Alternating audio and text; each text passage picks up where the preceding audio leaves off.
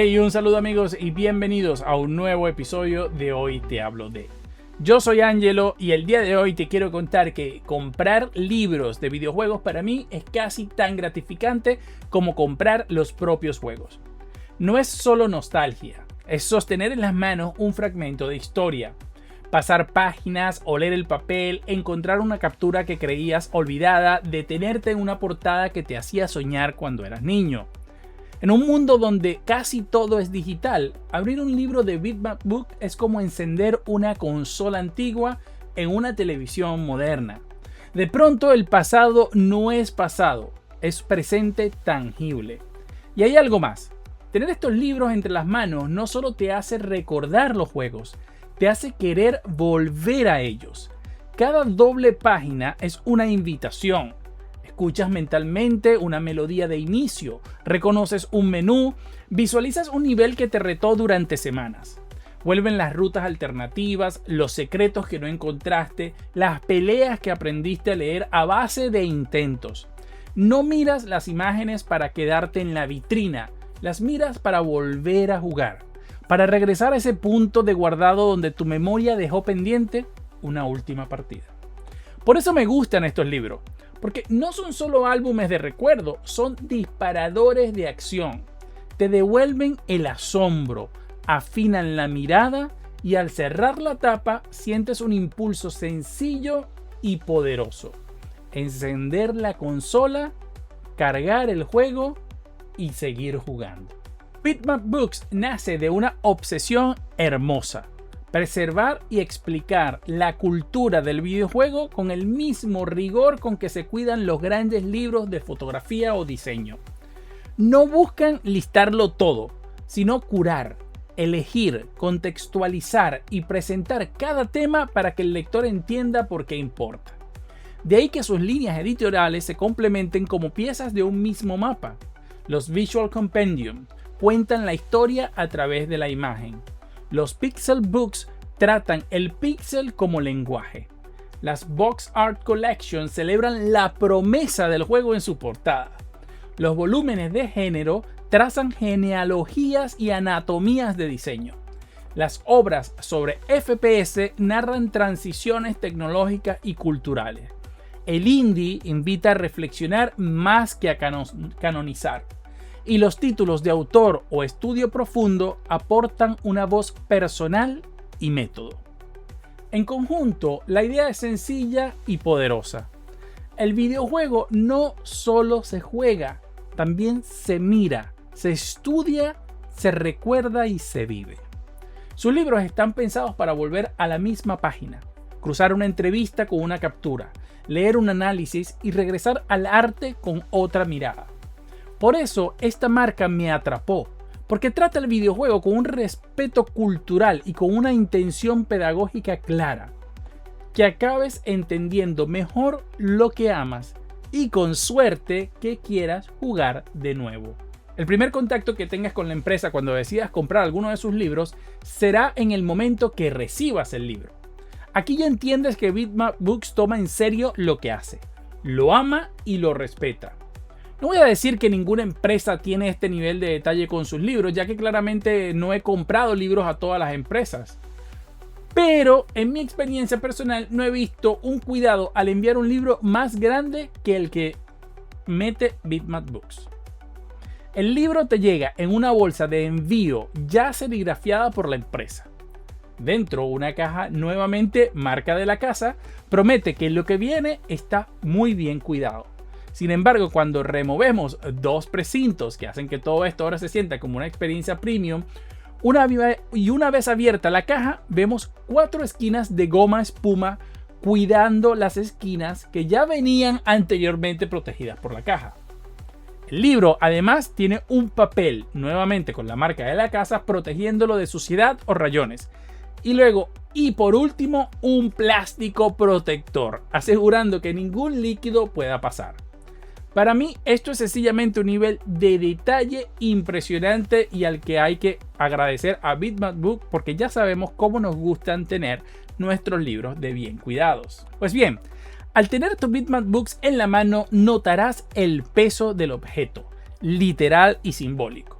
papel grueso, impresión cuidada, maquetas que dejan respirar la imagen. Las capturas están restauradas para que los píxeles se vean como deben.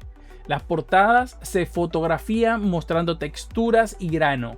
Los spreads combinan imagen y microtexto para que cada salto de página tenga un propósito. Es un diseño que no llena por llenar.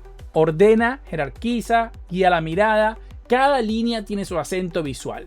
En los Visual Compendiums conviven hardware, tipografías y capturas como si recorrieras una exposición. En los Pixel Books, la maquetación invita al zoom y a leer la paleta como herramienta narrativa. En las Box Art Collections, la fotografía editorial convierte las cajas en piezas de diseño comercial que aún comunican un mundo antes de pulsar Start.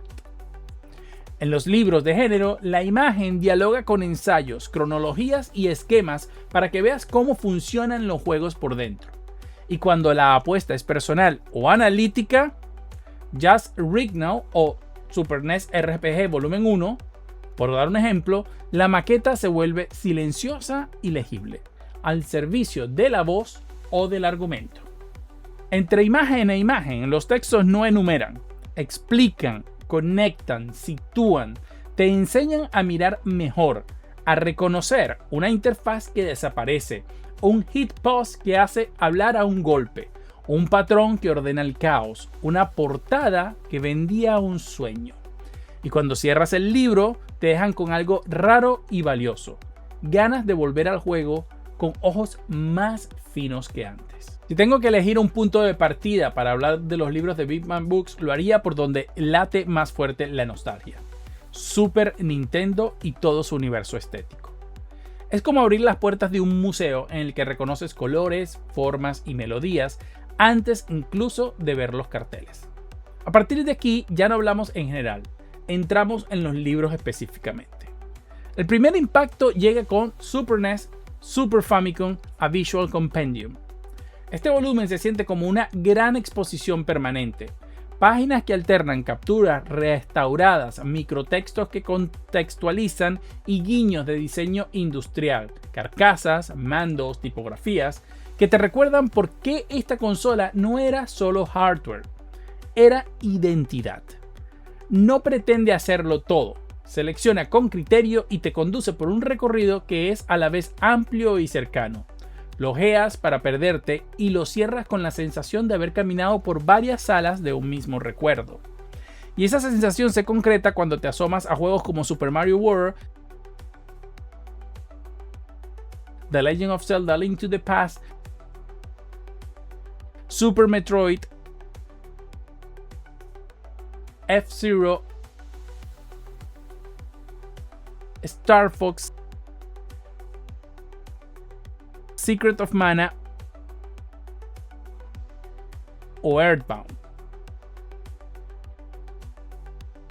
Títulos que no solo aparecen como iconos, sino como piezas de un lenguaje común que el libro recompone con delicadeza. A su lado, The Super NES Pixel Book te cambia la distancia focal. Aquí el píxel deja de ser un límite técnico para convertirse en una unidad expresiva. Mapas que se despliegan como tapices. Sprites que encuentran su equilibrio en el espacio. Paletas imposibles que todavía hoy comunican emoción y temperatura. Es un libro que te enseña a mirar con lupa. Descubres que el encanto de los 16 bits no era simpleza, sino una síntesis bien pensada. Lo ves en la elegancia de Chrono Trigger, en el trazo firme de Mega Man X, en los fondos vivos de Super Castlevania 4, en la densidad cromática de Final Fantasy VI o en la arquitectura de Outracer. Páginas donde cada píxel parece elegir conscientemente su lugar. The GBA Pixel Book completa esa idea y la empuja hacia adelante. La Game Boy Advance aparece como una evolución natural del lenguaje. El pixel art ya no es un vestigio del pasado, sino una estética con ritmo propio. Brillo portátil y soluciones inteligentes para pantalla pequeña. Lo que en Super NES era descubrimiento, en Game Boy Advance se convirtió en refinamiento. Animaciones que respiran en Metroid Fusion y Metroid Zero Mission. Claridad táctica inmediata en Advance Wars y Final Fantasy Tactics Advance. Estilización luminosa en The Legend of Zelda The Minish Cap y un pulso gótico y preciso en Castlevania Aria of Sorrow. Aquí la portabilidad no reduce, destila. Y cuando el foco se mueve del juego a la promesa del juego, entramos entonces en las colecciones de portadas como PC Engine The Box Art Collection. Esta cristaliza esa idea con una curaduría fotográfica impecable. Castlevania Round of Blood, Ys 1 y 2, Gradius, R-Type o Bones Adventures desfilan no solo como cajas, sino como pequeñas piezas de diseño comercial convertidas en mitología doméstica. Tipografías audaces, ilustraciones que capturan el instante anterior a la aventura, texturas y granos de impresión que el libro deja ver con respeto. Super Famicom The Box Art Collection refrenda lo mismo en la familia Super NES Super Famicom.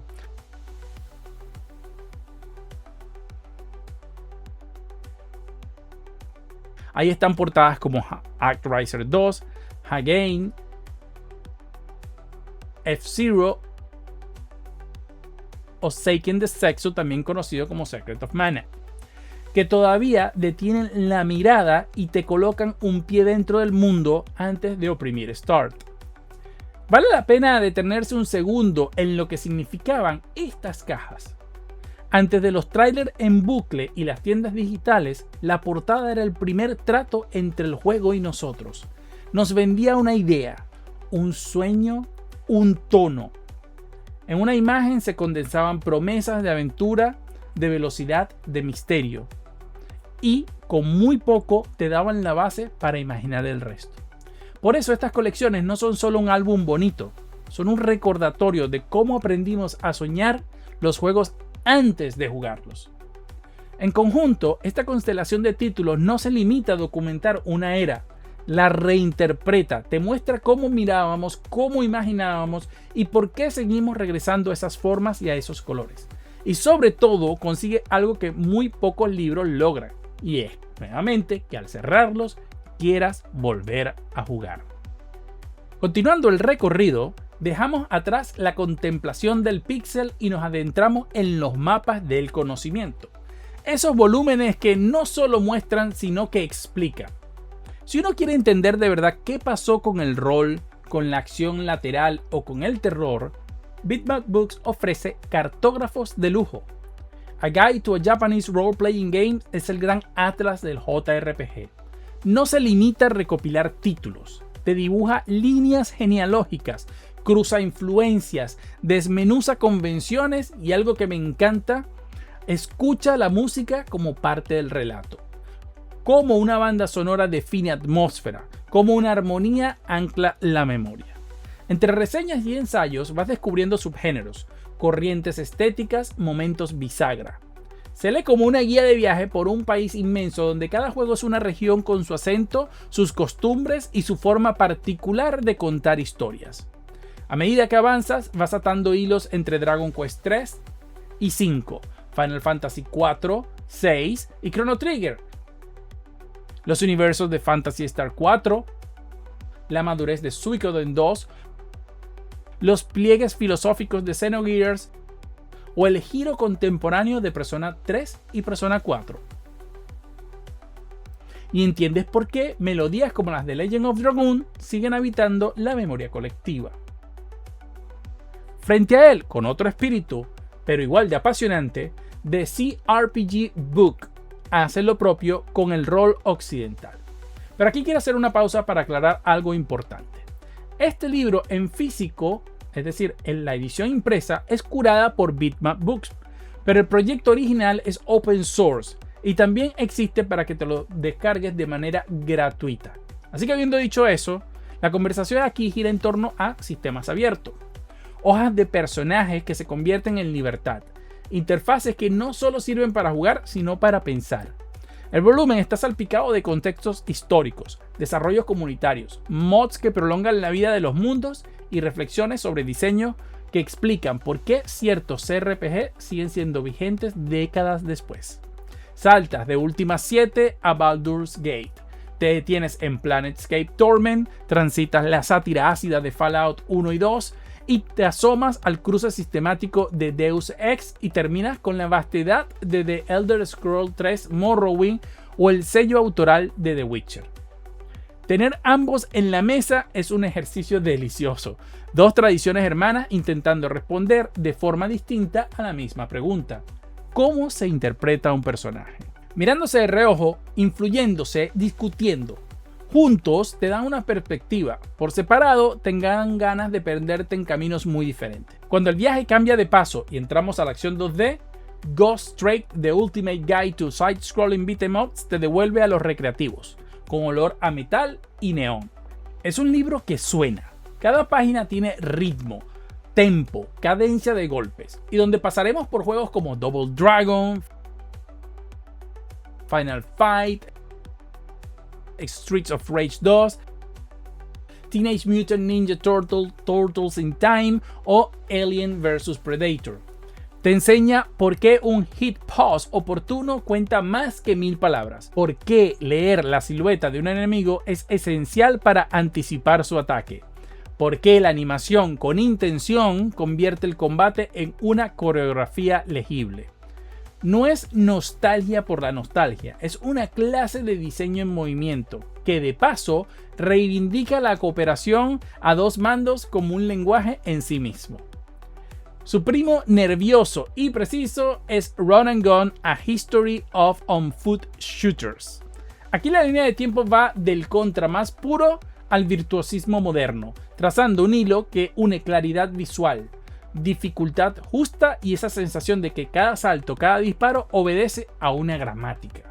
El libro alterna historia y anatomía, te muestra cómo se comunica el peligro, cómo se construyen patrones, cómo se equilibra el caos para que la pantalla nunca deje de ser legible, incluso cuando todo explota. En el camino emergen hitos como Super Contra, Gunstar Heroes, Metal Slug y ya en tiempo reciente las lecturas que inspiran a propuestas como Cuphead, donde la artesanía visual se alía con una exigencia milimétrica. Y así terminas entendiendo por qué tantos indies actuales miran hacia atrás, no para copiar, sino para destilar. Y cuando la conversación se oscurece, From Ants to Zombies, 6 Decades of Video Game Horror te recuerda que el miedo jugable tiene códigos propios. No es solo susto, es agencia, es sonido, es la imposibilidad de pausar cuando la tensión sube y el corazón quiere ir más rápido que tus dedos.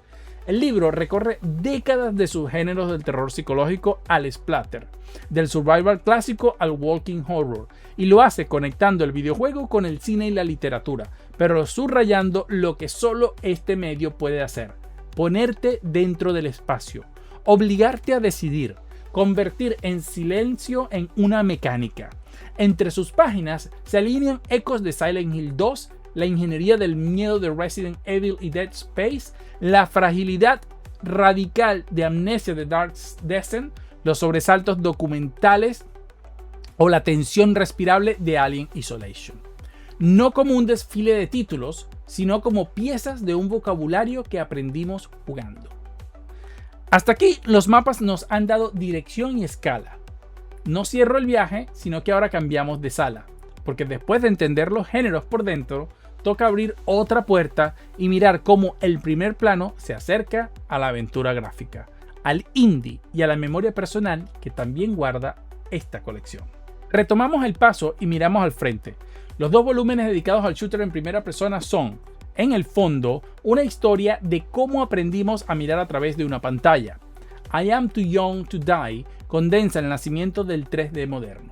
Diseño de niveles que enseñaban sin tutoriales y que puedes palpar en los pasillos enrevesados de Wolfenstein 3D y Doom, en la verticalidad de Quake o en la dramaturgia silenciosa de Half-Life. Comunidades que extendían los juegos con mods de Team Fortress a Counter-Strike, y partidas en red que convertían la casa en un cybercafé improvisado. Hay un latido muy concreto. Suena una shotgun en un corredor y ya estás ahí. Te deslizas por el sótano de GoldenEye 007 con ese control que antecedía al estándar de 2 sticks. Abres una puerta en System Shock 2 y notas que el terror también cabe en un FPS. El libro no solo enumera, ordena ese despertar técnico y cultural que transformó el movimiento, la puntería y el espacio. Ya luego, Hort Me Plenty recogería el testigo cuando el género se vuelve masivo, ya que este va a cubrir de 2003 a 2010. El género se ha vuelto masivo, en línea y espectacular. Cambian las reglas y se nota.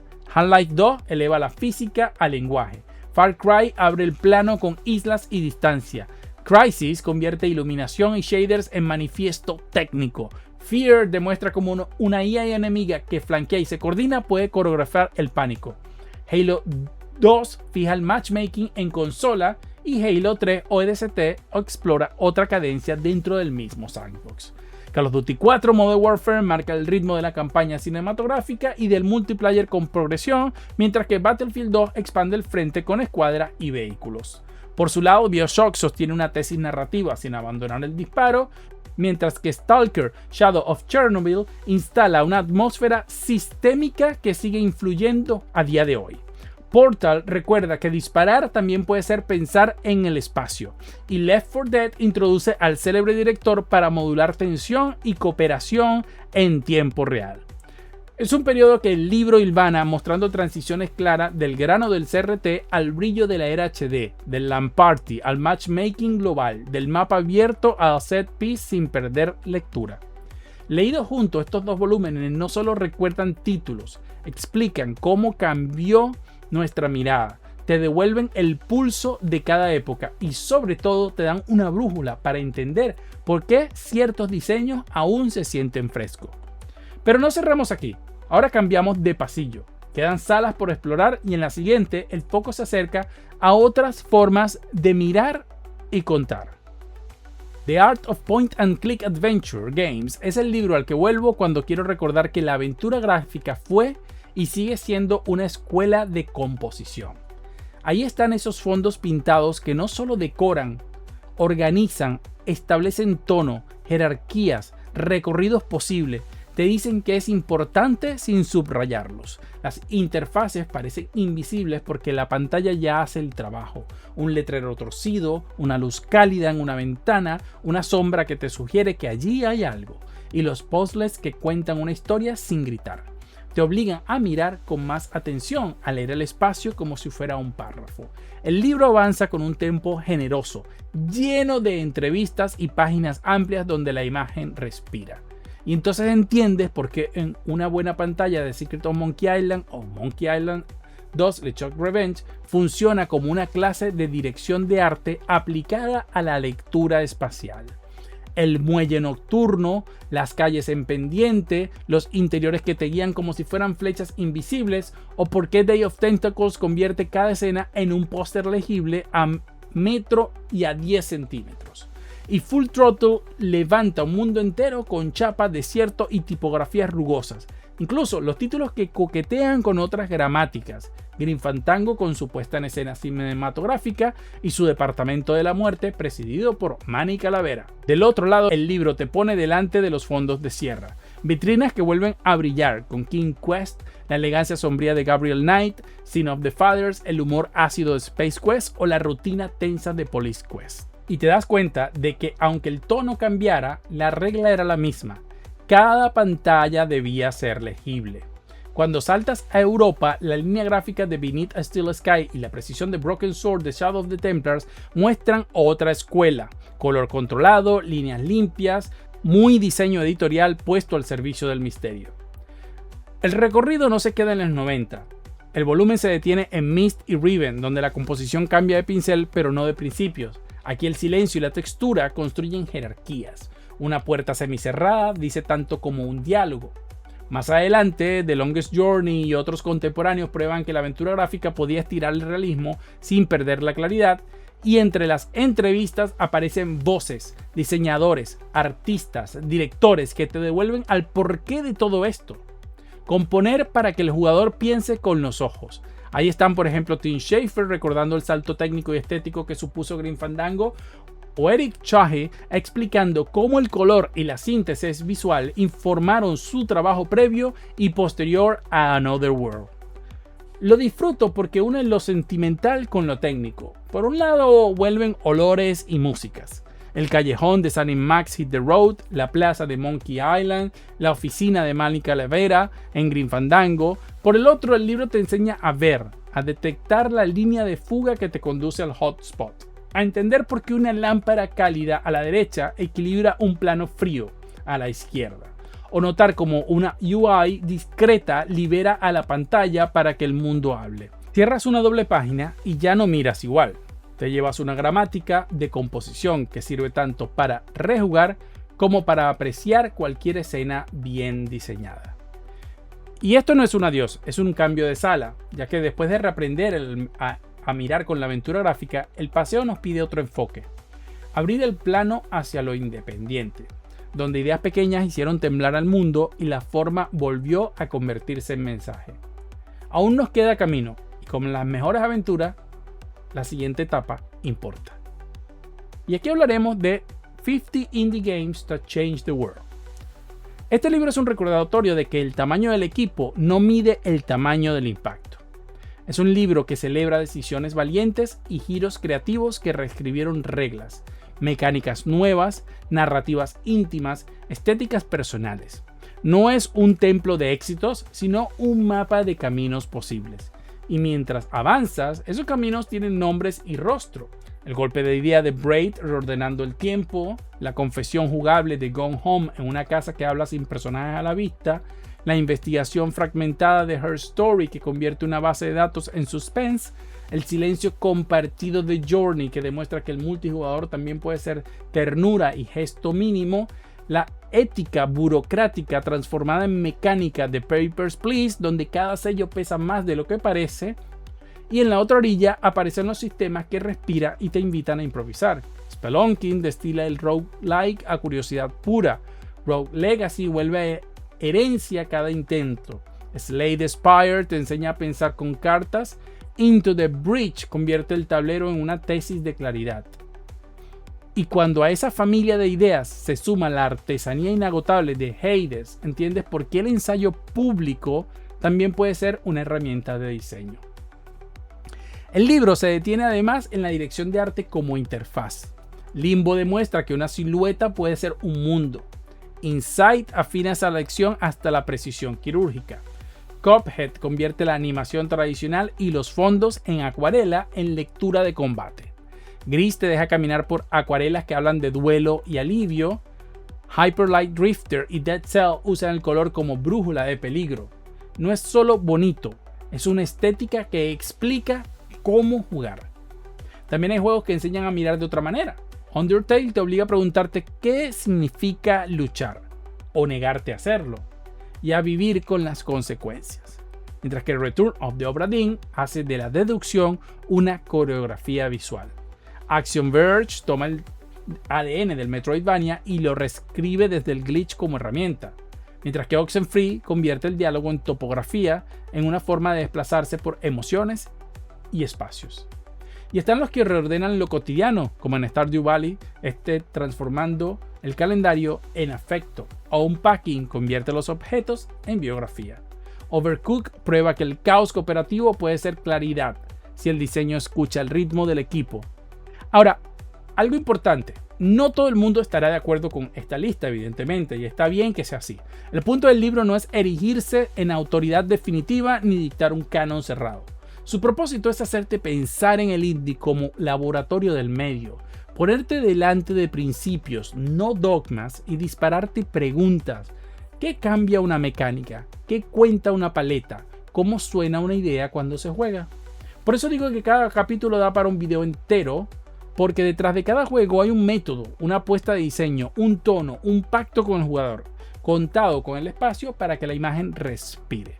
Terminas con esa energía rara, la de jugar o crear. Y cerramos este video con una parada doble que cambia el paso del recorrido. De mirar desde fuera a escuchar voces en primera persona y a leer estudios de caso con lupa. En The Games of a Lifetime, Julian Rignall no compone un canon, abre un álbum de vivencias.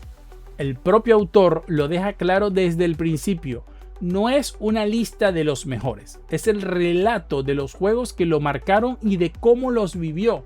Por eso el libro se lee como un diario de campo de casi 5 décadas. La primera chispa con Pong en un WildWorks, los veranos de recreativos con Space Invaders y Asteroids, el vértigo de Robotron 2084 o Star Wars en cabina, el asombro poligonal de Elite y también el olor a tinta y nicotina de las redacciones donde creció como periodista. El tono es confesional, sin caer en el yoísmo. Cada capítulo te ubica en un lugar y un momento, una oficina, un salón, un evento, un viaje. Y desde ahí explica por qué The Secret of Monkey Island le cambió la mirada, cómo Street Fighter 2 electrificó salones enteros, qué supuso el disparo inaugural de Doom, por qué Super Metroid era dirección de arte en movimiento, o cómo Wipeout y Gran Turismo redefinieron sensaciones de velocidad y control. Y ya en tiempos más recientes, como juegos como World of Warcraft, Red Dead Redemption, Journey, Inside, Hearthstone o Modern Warfare se convirtieron para él en estaciones vitales. Lo valioso no es estar de acuerdo con su selección, sino entender por qué esos juegos fueron decisivos en su biografía. ¿Dónde estaba cuando salieron? ¿Qué sentía? ¿Qué estaba pasando a su alrededor? La historia de los videojuegos aquí no es una línea fría de fechas, es una vida contada a través de partidas. Y habiendo dicho eso, ahora sí, a continuación cambiamos de foco sin perder la emoción. The Definitive Book of Super NES RPGs Volumen 1, donde el pacto es otro. Moses Norton propone un proyecto ensayístico y metódico que no intenta abarcarlo todo, sino construir una lectura profunda del catálogo occidental de RPG en Super Nintendo durante la vida comercial del sistema. De forma explícita deja fuera los exclusivos de Super Famicom y a cambio traza su marco con una selección acotada pero intensa de casos como The Seven Saga y Brandish como puertas de entrada, no obvias. Final Fantasy VI y Chrono Trigger como vértices del alto clasicismo de 16 bits, Airbound como excentricidad adorable que madura con el tiempo, Secret of Mana como laboratorio de cooperación y atmósfera, Illusion of Gaia y Soul Blazer como parientes cercanos que exploran identidad y mundo, Breath of Fire 1 y 2 para hablar de continuidad y voz propia, y Might and Magic 2 para ensanchar la conversación sin traicionar el marco, y alrededor de piezas que afinan el mapa como Lufia 2, Secret of Evermore, Ogre Battle, Dragon View, Robotech, entre otros. El valor del libro está en cómo mira cada obra, no son fichas, son estudios de caso. Alterna contexto histórico, definición de términos, análisis de sistemas, progresión de combate, UI, lecturas de temas, amistad, memoria, pérdida, héroe colectivo, diseño de mapas y música, y coloca cada título junto a sus contemporáneos para medir legado sin perder el pulso emocional. Además, traza una línea temporal y discute qué entendemos por RPG en consola, buscando equilibrio entre dato frío y memoria cálida. No pretende cerrar el debate, organiza la conversación y te enseña a ver por qué esas historias de 16 bits siguen resonando hoy. Me gusta que ambos libros tan distintos dialoguen sin pisarse. Uno es vida vivida a través del juego y el otro es una cartografía minuciosa que ordena lo que sentimos y lo que jugamos. Después de recorrer estas salas, queda claro que los libros de Bitmap Books no solo guardan imágenes, guardan decisiones. Detrás de cada sprite hay una forma de mirar. Detrás de cada portada una promesa, detrás de cada mecánica un argumento sobre cómo se juega y por qué. Sus volúmenes no pretenden cerrar debates, abren conversaciones entre épocas, géneros y sensibilidades, y nos devuelven la historia del videojuego con la nitidez de un buen encuadre. Quizás por eso leerlos cambia la forma en que volvemos a jugar. Los compendios enseñan a ver. Los libros de género enseñan a entender. Los de autor y los estudios en profundidad enseñan a escuchar. Juntos funcionan como una memoria organizada, un archivo vivo donde la nostalgia no es un fin, sino un método para comprender mejor lo que amamos. Coleccionarlos al final es otra manera de participar. No acumulas objetos, sumas contexto y memoria. Y cada vez que cierro uno de estos libros siento que he añadido una pieza más al mapa. Entiendo mejor por qué me marcaron esos juegos y tengo ganas de volver a ellos con otra mirada. Por un instante, no solo compro un libro, recupero un mundo.